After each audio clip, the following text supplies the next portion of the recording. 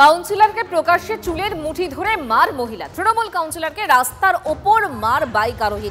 ইতিমধ্যে এই ছবি ভাইরাল। বাইকে করে যাচ্ছিলেন কাউন্সিলর, সে সময় হঠাৎ তার বাইকে ধাক্কা মারে স্কুটিটি। প্রতিবাদে স্কুটি চালককে চড় মারার অভিযোগ কাউন্সিলরের বিরুদ্ধে। এরপরই কাউন্সিলরের চুলের মুঠি ধরে মার স্কুটি চালকের।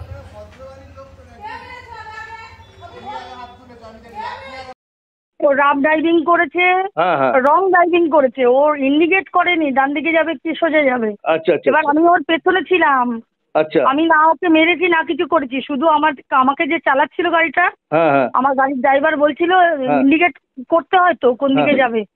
তখন বলছে তোর থেকে শিখবো গাড়ি কি করে চালাতে হয়। আচ্ছা।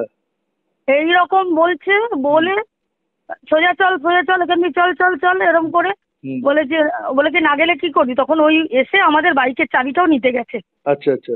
এবার এমনি মদ্যপ রং ড্রাইভিং করেছে, গাড়ির চাবি নিতে গেছে, তখন আমি ওকে মেরেছি। আমি ওখানে বলিও নি যে আমি কাউন্সিলর বা আমার সাথে তুমি এরকম মিসবিহেভ করছো কেন, এরকম গালাগালি করছো কেন, আচ্ছা এই করছো কেন। আমি বললাম তুমি আমার মেয়ের বয়সী, তুমি এই ভাষায় কথা বলছো বলে আমি ওকে মেরেছি। এবার ও মারলে ও তো প্রতিবাদ করবেই, তখন আমায় মেরেছে, আমার চুল ধরে টেনেছে।